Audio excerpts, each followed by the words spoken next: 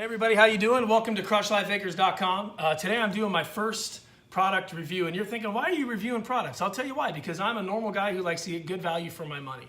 So if I use products that I feel I've gotten really good value for what I spent on them, I'm going to share it with you, because at Crush Life Acres it's all about identifying the tools and the strategies we can use to be more productive, get more done, follow through on our promises, and in general be more joyful, more productive people, which makes us happier and gives us stronger marriages, makes us better fathers, and build stronger communities in the end. So I just got off the Crush Life Acres Trail, which I'll tell you more about some other time. I got a little evening jog in, and as I was running, I was looking down at my shoes thinking, holy cow, I've had these things for almost 3 years. I got to tell the world about how the Nike Wildhorse Wildhorse 3 has performed for me over the long haul. So let's get into it.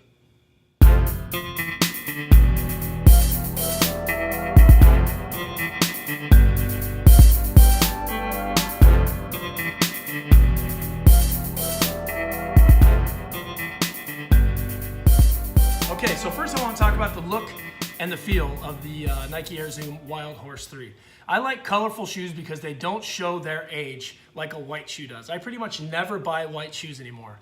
I've just learned about myself that once a shoe gets, a white shoe, if it's mesh or leather, once it gets oily and dirty and it won't wash up, I just won't wear it anymore. I just don't like looking down at dirty shoes. So the look and feel of the Wildhorse is really cool. You can get a more monotone version like my wife's Wildhorse 4 here, which I'll talk about more later.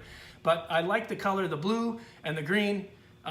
It doesn't show its age. These have been in and out of the washing machine a bunch of times, and I could take a toothbrush to these or put them in the washing machine, spray them with some Febreze, air dry them on the deck on a sunny day, and they'd come out looking good enough to take the kids to the parade or something. So look and feel, I really like the shape, I like the colors of this particular version of the Wildhorse 3. Now I want to talk about the build quality. And like I said, I've had these for almost 3 years, and I'm putting in, a few miles a few times a week, but I've worn these for hiking, I've worn them on family vacations. They have been all over with me. These are kind of like my dedicated travel shoes, my running shoes. I use them for everything because they've held up so well. So let's start in the heel. You have a nice round heel with substantial rubber on the bottom, and that's really what makes this a trail shoe, or any trail shoe for that matter. You're always going to have a lot of rubber on the bottom, a robust sole that can hold up on various surfaces and high friction environments. And then you're going to have a plate underneath the sole that's going to protect your foot from any unexpected punctures from the bottom as you're wearing these on the trail. So again, the heel is a round heel, locks you in very well. It kind of reminds me of a heel cup. If you've ever injured your heel and gotten a heel cup from the doctor, that's kind of what the sole reminds me of. And then here in the midsole, we're looking at that classic Nike Air Zoom, really nice padding, comfortable ride, good energy return, nice, responsive, dependable sole.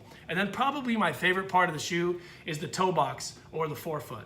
Really nice wide design, which is reminiscent of a lot of the Nike ACG designs from the 90s and early 2000s. It really has that nice wide landing area. And keep in mind, I'm a guy who's got pretty sensitive feet. I've had a few bouts with turf toe. I wore cleats for many years, rumbled up and down the football field, the baseball field, and the basketball court. I have to be careful about what shoes I choose. And that was one of the reasons I chose these when I did buy them almost 3 years ago.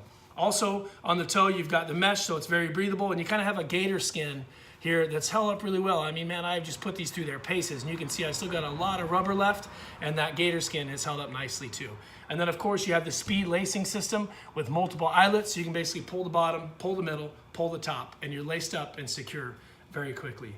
Well-built shoe, again, ton of miles, ton of different experiences, in and out of the washing machine, and this shoe still looks and performs very well. Okay, now I just want to talk about the price range.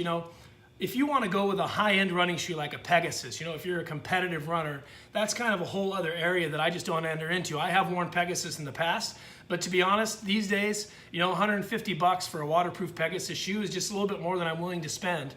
Plus, if I'm going to be running in mud puddles or running with it outside, I really want a trail shoe that can hold up against things like rocks and sticks and pine cones and things that I'm running over out here on the Crushlife Trail and other trails that I run as well. So for the price range, the Nike Air Zoom Wildhorse 3 is going to be in the $75 to $100 range. Again, this is the ladies version. This is the Wildhorse 4, and my wife runs a ton. I mean, I'm putting in a few miles a few times a week. My wife routinely goes out and puts in 10 to 14 miles. She wore these for, well, I got an airplane coming over. Sounds like an army plane. Always cool hearing those guys come over. My wife routinely has put in 10 to 14 miles on these shoes. She doesn't wear them on the road anymore because, again, at this lower price range, it isn't a Pegasus, which she will be wearing for the Hood to Coast here in a couple weeks. But she put a lot of miles in on these shoes, and she still wears them when she's out with the kids or whatever.